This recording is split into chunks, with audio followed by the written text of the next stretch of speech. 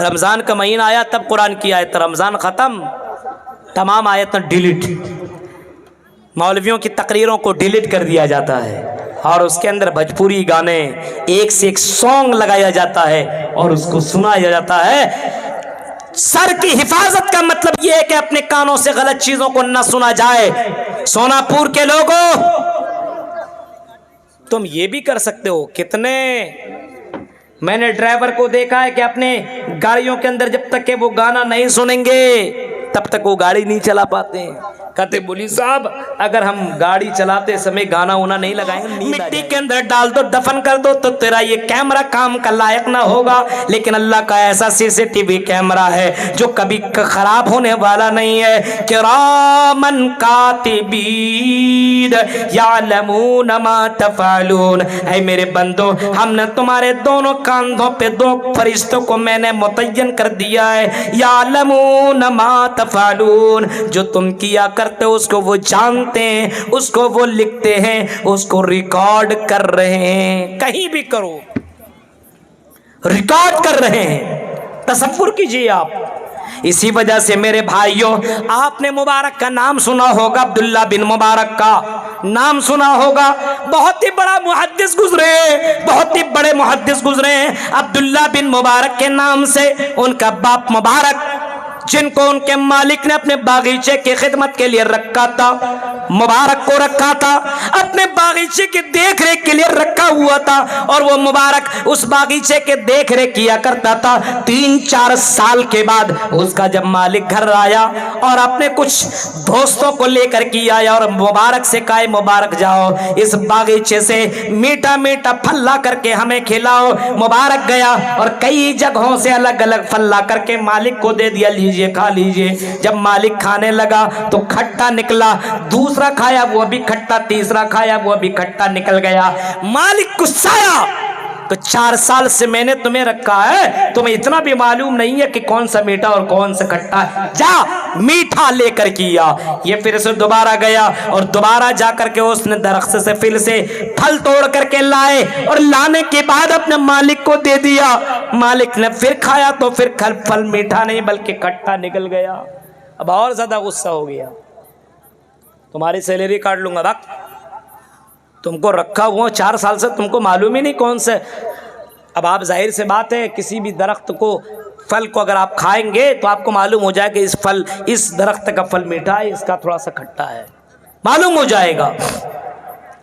اس نے کہا اے مالک مجھے مت ڈانٹیے، اے مالک میرے اوپر غصہ مت کیجیے، اے مالک مجھے مت ڈانٹیے، میرے اوپر غصہ کرنے کی ضرورت نہیں ہے۔ آپ نے نگہبانی کے لیے اور آپ نے اس باغیچے کو دیکھ ریکھ کے لیے مجھے رکھا تھا، میں نے آپ کے باغیچے کی میں نے دیکھ ریکھ کی ہے، میں نے حفاظت کی ہے، میں نے اس کی نگرانی کی ہے۔ اے مالک 4 سالہ زندگی کے اندر، یہ 3-4 سالہ زندگی کے اندر مالک میں نے آپ کے باغیچے سے ایک بھی پھل نہیں کھایا۔ مالک کہتا ہے غلام اے مبارک کیوں نہیں کھایا؟ جواب میں کہتا ہے مالک آپ نے رکھوالی کے لیے رکھا تھا، آپ نے دیکھ ریکھ کے لیے رکھا تھا، آپ نے مجھے کھانے کی اجازت نہیں دی تھی تو میں کیوں کر کھاتا؟ اگر میں کھا لیتا آپ کی اجازت کے بغیر تو میں اپنے رب کو قیامت کے دن کیا جواب دیتا؟ سنو اے مسلمانوں، ذرا تصور کرو یہ مبارک کتنے زیادہ اللہ کے اوپر ایمان رکھنے والے تھے اور کتنے زیادہ حیادار تھے، اللہ سے کتنے شرم کیا کرتے تھے کہ کل قیامت کے دن مجھے اللہ کے سامنے چہرہ دکھانا ہے، اس وقت میں اپنے رب کو کون سا میں چہرہ دکھاؤں گا؟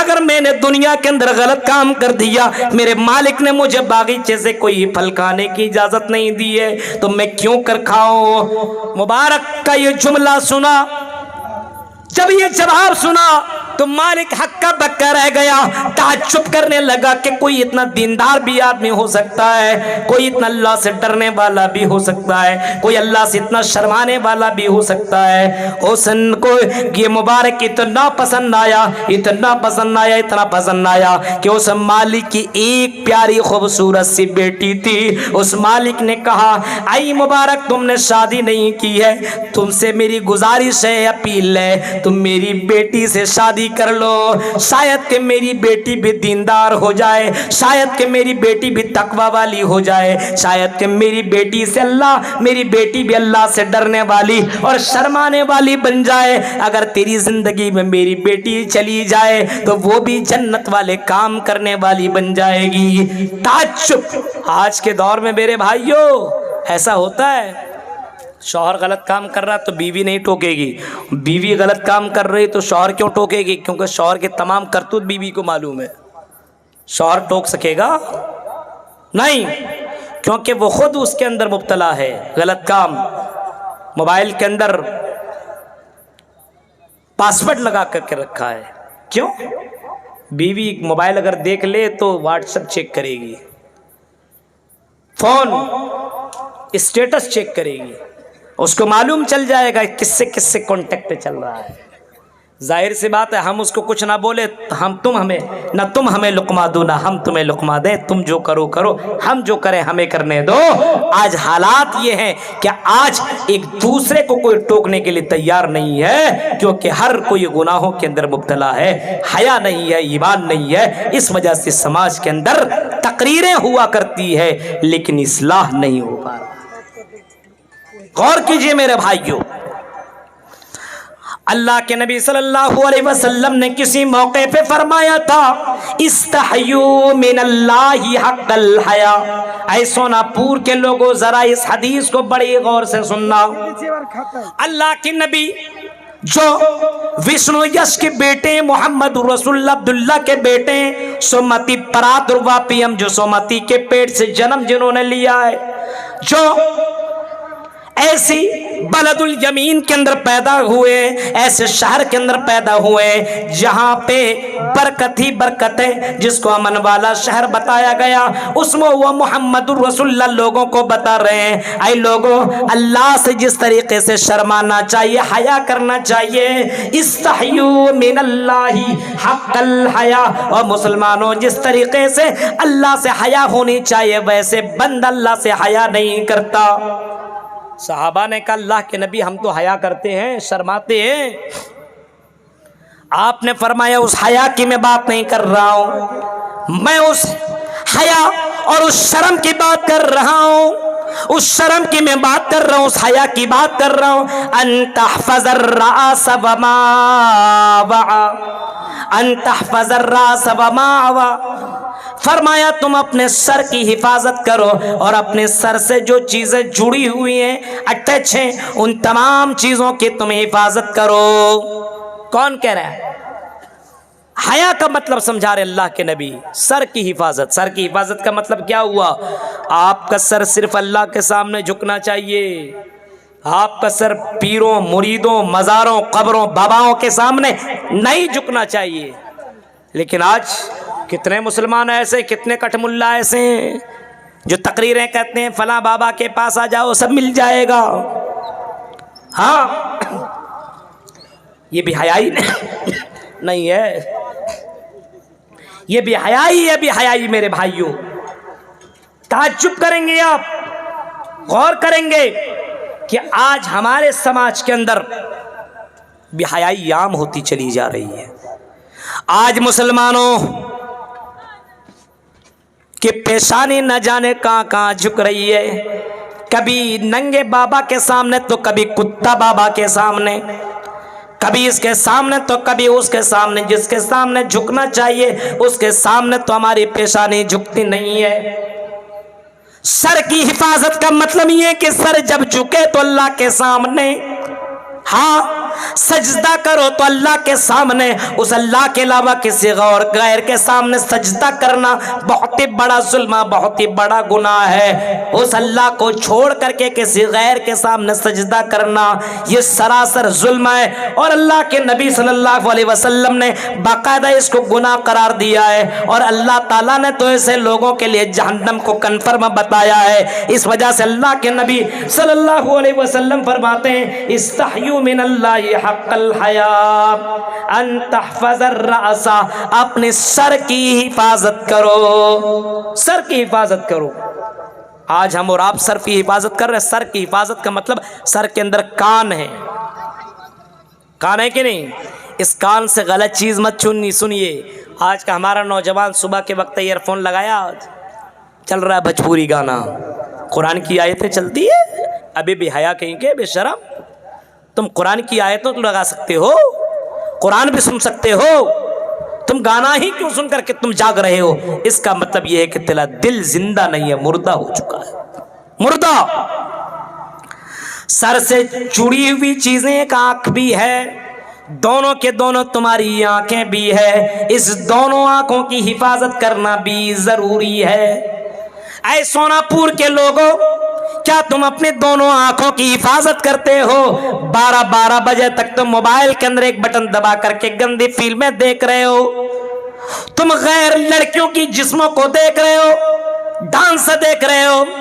اور اگر اس سونا پور کے آس پاس میں اگر کہیں آرکیسٹرا ہو جائے تو اتنی پہر کے اندر اتنے لوگ موجود ہوتے ہیں کہ آپ اس کو شمار بھی نہیں کر سکتے تھے. آج ہماری آنکھیں غلط چیزوں کو دیکھ رہی ہے. سر کی حفاظت کا مطلب یہ کہ تم اپنی آنکھوں کی بھی حفاظت کرو, اپنے جسم, اپنے کان کی حفاظت کرو, اپنی زبان کی بھی حفاظت کرو. میرے پیارے ساتھیوں, اللہ کے نبی نے انہی چیزوں کی حفاظت کے تعلق سے کبھی فرمایا تھا, ان دونوں چیزوں کی مجھے ضمانت دے دو, میں تمہیں جنت کی گارنٹی دیتا ہوں. آج ہم اور آپ اس کی ضمانت کی گارنٹی دیتے ہیں؟ کون دیتا ہے؟ نماز پڑھ کر کے آیا, موبائل کے اندر لگ گیا. جلسہ سال بھر میں ایک مرتبہ ہوگا, 2 سال کے بعد یہ جلسہ ہو رہا, 2021 کے بعد, 22 میں تو ہوا نہیں تھا. اس کے اندر 1 سال 2 سال میں ایک جلسہ ہو رہا ہے. کم سے کم ایمانداری سے جلسے کے اندر بیٹھ جاؤ, ایمانداری سے جلسہ سن لو. ایک دن 1 گھنٹہ بھی آدمی بیٹھ نہیں سکتا ہے, اس دن بھی غلط کرے گا. نظروں سے گناہ, کانوں سے غلط چیزیں سنے گا, اپنی زبان سے غلط باتیں بولے گا, کمنٹ غلط چیزیں کرے گا. اب تصور کیجئے, اللہ کے نبی نے فرمایا تھا, من یزمل لی ما بین لحییہ وما بین رجلیہ ازمل لہ الجنہ. اے لوگو, تم مجھے 2 چیزوں کی ضمانت دے دو, گارنٹی دے دو. اے سونا پور کے لوگوں, رات کی تاریکی میں اور 3 بجے یہ حدیث میں تمہیں سنا رہا ہوں, ان من یزمل لی ما بین لحییہ وما بین رجلیہ ازمل لہ الجنہ. تم مجھے 2 چیزوں کی ضمانت دے دو, میں تمہیں جنت کی ضمانت دیتا ہوں. تم مجھے شرمگاہ کی ضمانت دے دو, تم مجھے اپنی زبان کی ضمانت دے دو. حیا کا مطلب یہی ہے کہ اپنے سر کی حفاظت کر, والبطن, اور اپنے پیٹ کی حفاظت کرو. پیٹ کی حفاظت کا مطلب یہ نہیں کہ جو مل گیا کھا لیا. حلال و حرام کی بھی تمیز ہونی چاہیے. کہیں جگہ کچھ کھائیے تو پہلے پوچھے حلال ہے کہ حرام ہے. ہاں, مرغ مسلم دکھا ٹوٹ گیا, ایسا لگتا ہے زندگی میں کبھی کھایا ہی نہیں ہے. کہیں جائیے ہوٹل میں تو پہلے پوچھئے حلال ہے کہ نہیں, تب آپ اس کو کھائیے. اس پیٹ کی حفاظت کیجئے, پیٹ کی. تصور کریں, اللہ کے نبی صلی اللہ علیہ وسلم اس پیٹ کی کتنی حفاظت کیا کرتے تھے. قرآن میں بھی نبی اکرم کو بھی حلال کمائی کرنے کی اور کھانے کی اللہ تعالیٰ نے آرڈر دیا ہے. یا ایھا الرسول کلوا من طیبات, اے میرے رسولو, اے میرے پیغمبروں, رشی منیوں, تم کبھی بھی کھانا تو پاک روزی کھایا کرو, حلال روزی کھایا کرو, رزق حلال کھایا کرو, حرام روزی مت کھاؤ. کچھ بھی کھاؤ مسلمانوں, پوچھ لیا کرو حلال ہے کہ حرام ہے. کہیں مل گیا کسی کا بھی پیسہ سے تم نے کھانا کھا لیا, ارے اس کی کمائی دیکھو, وہ حلال کماتا ہے کہ حرام کماتا ہے. وہ زنا اور جوا کے اڈوں سے پیسہ جمع کرتا ہے اور وہی پیسہ لا کر کے تمہیں چندے میں دیتا ہے. تم جانتے بھی ہو کہ یہ آدمی جوا کھیل کر کے پیسہ لا کر کے دے رہا ہے, یہ شراب بیچتا ہے اور وہی پیسہ لا کر کے مسجد میں دے رہا ہے, وہی پیسہ لا کر کے عیدگاہ کے اندر دے رہا ہے, اور یہ پیسہ لینے والے مولوی بھی اس پیسہ کو لے لیا کرتے. میرے بھائیوں, آپ کو یہ معلوم ہونا چاہیے کہ اس کا پیسہ حلال ہے کہ حرام ہے. اس پیسے ہی کو آپ استعمال کریں. یا ایھا الناس کلوا من طیبات، کہیں کہا اے کائنات کے لوگوں، اے پوری جگت کے لوگوں، جب بھی تم کھانا کھایا کرو حلال کھانا کھایا کرو، پاک روزی کھایا کرو. ایک مرتبہ حضرت حسن نے رضی اللہ تعالیٰ عنہ نے بیت المال سے، یا یہ کہہ لیجئے مال غنیم، بیت المال سے کوئی چیز کھا لی، صدقہ کا مال کھا لیا. صدقہ جناب محمد رسول اللہ اور ان کے گھر والوں کے لیے جائز نہیں. صدقہ کا ایک کھجور کھا لیا. محمد رسول اللہ کو خبر ہوئی، آپ نے دیکھا بیٹا یہ کھجور آپ کو کہاں سے مل گیا؟ انہوں نے جواب دیا کہ یہیں سے ملا، جہاں پہ صدقہ کا مال جمع ہوتا ہے وہیں سے مجھے یہ کھجور ملا اور میں نے کھا لیا. آپ نے اپنے انگلی اس کے منہ کے اندر ڈال دی اور کہا کخ کخ، اے میری بیٹی اس کو جلدی سے باہر نکال، باہر نکال، یہ ہمارے لیے جائز ہی نہیں ہے، یہ ہمارے لیے حلال نہیں ہے. پیٹ کے اندر غلط چیزیں جانے سے اللہ کے نبی کس طریقے سے روک رہے ہیں، اور ایک بچے کو تربیت دے رہے ہیں کہ پیٹ کے اندر حرام چیزوں کو جانے مت دو، حلال چیزیں اپنے پیٹ کے اندر جانے دیا کرو. ذرا دیکھو حضرت عمر فاروق کا بیٹا، حضرت عمر فاروق کا بیٹا عبداللہ بیت المال کے بغل میں چکر لگا رہا تھا، کھیل کود رہا تھا، اور حضرت عمر فاروق کا کیشیئر حضرت ابو موسیٰ شرعی بیت المال کے اندر جھاڑو لگا رہے ہیں. حضرت ابو موسیٰ شریف بیت المال کے اندر جھاڑو لگا رہے ہیں، اور وہیں جھاڑو لگاتے لگاتے ایک دینار یا درہم نکل آیا، اور حضرت ابو موسیٰ شریف نے اس دینار و درہم کو حضرت عبداللہ ابن عمر کے ہاتھ میں تھما دیا، یا حضرت عمر فاروق کے کسی بیٹے کو اس نے دے دی. ان کا بیٹا، چھوٹا بیٹا، جیسے ہمارا اور آپ کا بیٹا ہو اور ہم اپنے بیٹے کو 5 روپے 10 روپے دے دیں تو بیٹا کیا پیسے جمع کرے گا؟ ڈائریکٹ دکان میں جائے گا، کرکری دے دو، بسکٹ دے دو، چاکلیٹ دے دو. حضرت عبداللہ ابن عمر فاروق کا بیٹا عبداللہ وہاں سے نکلا، دکان میں گیا اور دکان سے کوئی چیز خرید کر کے لے آیا، اور اس کو لانے کے بعد کھانے کی کوشش کر رہا تھا. اسی دوران حضرت عمر فاروق کی نظر پڑی، اور عمر فاروق نے کہا بیٹے یہ جو تم کھا رہے ہو بتاؤ بیٹے یہ کس نے دیا ہے؟ جواب میں کہتا ہے میرے والد محترم، اے امیر المومنین، اے میرے ابو جان، یہ پیسہ مجھے ابو موسیٰ شریف نے دیا تھا، اور اسی پیسے سے میں نے یہ چیز خرید لی فلاں دکان سے، اور میں اسی کو کھانے کی کوشش کر رہا ہوں. بیٹے سے پوچھا اے بیٹا یہ کہاں سے دیا؟ کہا کہ ابو موسیٰ شریف یہاں پہ جھاڑو لگا رہے تھے اور ابو موسیٰ شریف کو یہ دینار و درہم مل گیا اور انہوں نے مجھے یہ دینار و درہم میرے حوالے کر گیا. حضرت عمر فاروق دوڑتے ہوئے گئے ابو موسیٰ شریف کے پاس اور جانے کے بعد ابو موسیٰ شریف سے کہتے ہیں ابو موسیٰ شریف کیا جہنم میں پہنچانے کے لیے میرا ہی بیٹا تمہیں ملا تھا؟ آئی ابو موسیٰ شریف تمہیں معلوم ہے یہ بیت المال کا یہ مال ہے، یہ ہمارے لیے جائز نہیں ہے، یہ یتیموں اور غریبوں کا مال ہے جس کو ہم کھا نہیں سکتے. یتیموں کا مال تم نے میرے بیٹے کو دے دیا، اگر میں دیکھ نہ لیتا اور کہیں میرا بیٹا کھا لیتا اور کہیں یہ میری غیر ذمہ داری کے طور پر اس کے پیٹ میں چلا جاتا اور کہیں کل قیامت کے اللہ تعالیٰ مجھ سے سوال کر بیٹھتا تو میں اپنے رب کو کیا جواب دیتا؟ کیا جہنم میں پہنچانے کے لیے میرا بیٹا ہی ملا تھا؟ میرے بھائیوں پہلے کے لوگ نبی کے صحابہ ذرا تعجب کریں گے اور سوچیں گے اور غور و فکر کریں گے کہ اپنے پیٹ کے اندر کوئی دانہ اگر لے جایا کرتے تھے تو بہت سوچ سمجھ کر کے کہ یہ حلال کا ہے کہ حرام کا ہے.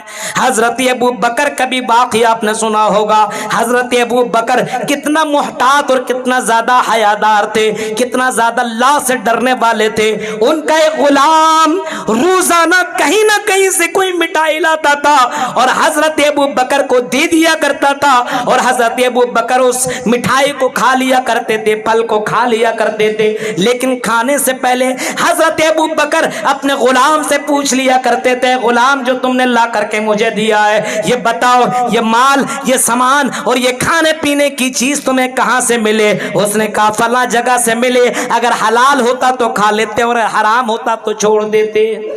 और ज्यादातर हलाल ही बुलाता था। एक दिन लाया और कहा खाइए, खा लिया। हजरत अबू बकर से कहते हैं आज पूछा ही नहीं हलाल है कि हराम है। कहा क्यों पूछो, रोज तो हलाल ही खिला रहे हो, आज भी हलाल ही किया हो। बोला आज तो गड़बड़ मसला है। क्या हुआ? कहा कि मैंने ज़माना जाहिलियत में किसी से कहा था तुम्हें बेटा होगा, और उसको बेटा ही हुआ, उसी ने मुझे मिठाई दी है। अच्छा, तुमने कहानत कढ़ी, ये तो खाना मेरे लिए हराम था। हजरत उमर फारूक ने अपनी उंगली अपने मुंह के अंदर डाल ली और इतना अंदर किया, अपने उंगली को इतना अंदर किया कि उल्टी करते गए, उल्टी करते गए, उल्टी करते गए, और इतना उन्होंने उल्टी के उन्हें यकीन हो गया कि जो मैंने खाया वो सारा का सारा बाहर निकल चुका है। मेरे प्यारे साथियों, जरा तसव्वुर करें, सोचें अल्लाह से कितने ज्यादा हया वाले लोग थे, कितना ज्यादा डरने वाले थे।